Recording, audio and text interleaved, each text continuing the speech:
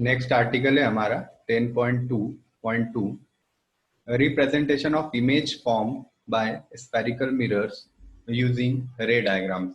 मतलब रे डायग्राम्स को यूज करके हम लोग स्फेरिकल मिरर से इमेज कैसे बनाने वाले हैं या कैसे बनती है ये देखेंगे।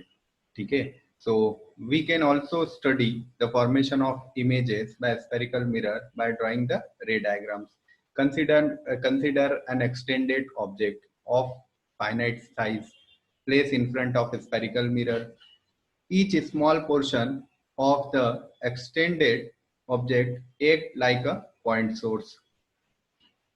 An infinite number of rays originate from each of these points. देखिए इस लाइन को ध्यान से समझिए।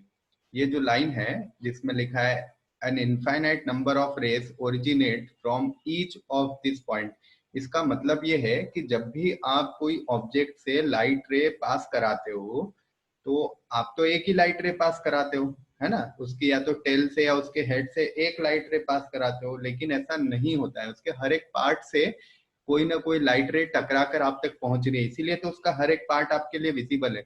देखिए एक एग्जांपल देता हूं मैं आपको यहाँ पे।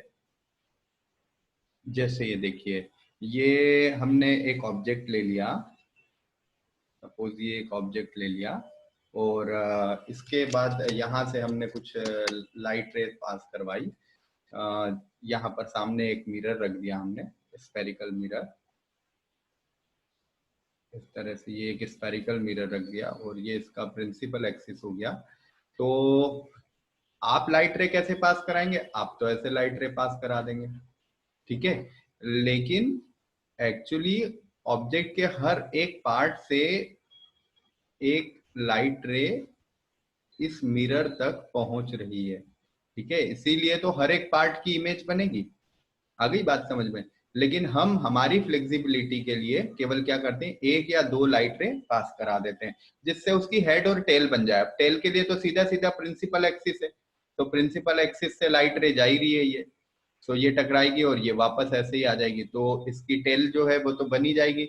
लेकिन इसका जो हेड है उसके लिए हमने ये लाइट रे भेजी और ये लाइट रे फिर लॉज ऑफ रिफ्लेक्शन के रूल्स को फॉलो करते हुए क्या करेगी, एक इमेज बना देगी। आई बात समझ में?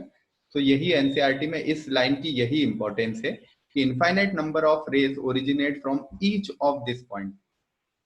To construct a ray diagram in order to locate image of an object, an arbitrary large number of rays emanating from a point could be considered.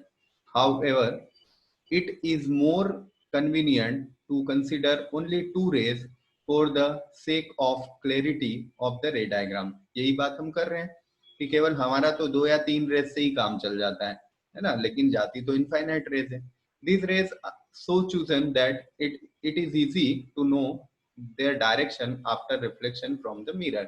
ऐसी रेज आपको चूज करना होती है। कई बार क्वेश्चन आता है कि सर आपने प्रिंसिपल एक्सिस से लाइट रे पास करा दी, सेंटर ऑफ कर्वेचर से लाइट रे पास करा दी, फोकस से भी तो करा सकते थे या पैरेलल भी तो करा सकते थे। तो बिल्कुल करा सकते हैं। जितने भी आपके पास लॉज ऑफ रिफ्लेक्शन है उनको फॉलो करते हुए आप कहीं से भी लाइट रे पास करा सकते हैं। बट फॉर कन्वीनियंट पर्पस हम लोग क्या करते हैं, जो इजी होते हैं वो वाली लाइट रेस चूज कर लेते हैं जिनमें रिफ्लेक्शन हम इजीली डिटेक्ट कर सकते हैं, लॉज ऑफ रिफ्लेक्शन को इजीली डिटेक्ट कर सकते हैं, वहां पर हम वो रेस हम चूज कर लेते हैं। Now the intersection of at least two reflected rays give the position of image of point object. दो रेस तो हमें मिनिमम चाहिए जिससे कि हमें इमेज मिले, ठीक है। Any two of the following can be considered for locating the image. कोई भी दो रिफ्लेक्टेड रे जहां भी कट करेगी वहां पर क्या होगा, हमें इमेज मिल जाएगी, ठीक है। अब कट कर रही है या नहीं कर रही है ये भी जरूरी नहीं है। देखो क्या होगा, पहला केस देखते हैं।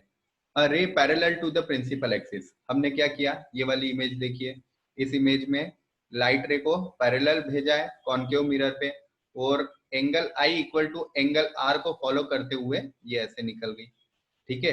अब बताइए इमेज कहाँ बनेगी? दो लाइट रे को क्या करना है, एक दूसरे को कट करना है, तभी इमेज बनती है, ये मैंने बताया। और लाइट रे कौन सी होनी चाहिए, वो रिफ्लेक्टेड। तो पहली लाइट रे रिफ्लेक्टेड तो ये वाली दिख रही है आपको, है ना। और दूसरी लाइट रे कहाँ है जो रिफ्लेक्ट हो रही है, तो सुनो ध्यान से, प्रिंसिपल एक्सिस के अलोंग भी एक लाइट रे हम पास करा सकते हैं और कराते ही हैं हमेशा। तो प्रिंसिपल एक्सिस के अलोंग जो लाइट रे जाएगी वो पोल से टकरा के वापस उसी पाथ पे चली जाएगी। और ऐसा क्यों होता है, क्योंकि angle i equal to angle r.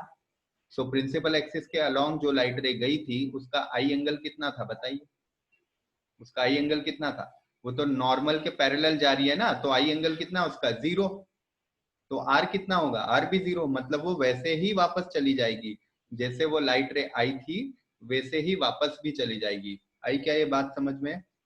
सो यहाँ पर दो लाइट रे है, एक जो पैरेलल आ रही थी और बाद में फोकस से गई, और एक जो सेंटर ऑफ कर्वेचर फोकस और पोल को होती हुई आ रही थी और वापस रिटर्न चली गई। तो यहाँ हमको पॉइंट ऑब्जेक्ट मिल गया। ठीक है, अब दूसरा मिरर देखिए, दूसरा मिरर है कॉन्वेक्स मिरर। कॉन्वेक्स मिरर में पैरेलल लाइट रे जो आई वो आफ्टर रिफ्लेक्शन ऐसे चली गई, और दूसरी लाइट रे कहाँ है, तो दूसरी लाइट रे वही है प्रिंसिपल एक्सिस के अलॉन्ग गई। अब ये दोनों कहीं भी कट तो करती हुई नजर नहीं आ रही है, क्योंकि ये तो डाइवर्जेंस दिख रहा है, ये लाइट रे इधर चली जाएगी, ये लाइट रे इधर चली जाएगी, तो फिर क्या हो, तो ऐसी रेज जो डाइवर्ज होती हुई नजर आती है आफ्टर रिफ्लेक्शन, जो रेज डाइवर्ज होती हुई नजर आती है उन्हें हम पीछे, मिरर के पीछे मिलाने की कोशिश करते हैं। ठीक है, तो देखो इस रे को मिरर के पीछे लेकर के आए तो ये फोकस पे मिल गई, और इस रे को भी मिरर के पीछे ले गए तो यहाँ मिल गई, तो यहाँ हमारी इमेज बन गई। आ गई क्या बात समझ में आपको, क्लियर है, इसमें कोई डाउट नहीं है। चलिए ओके, आगे बढ़ते हैं।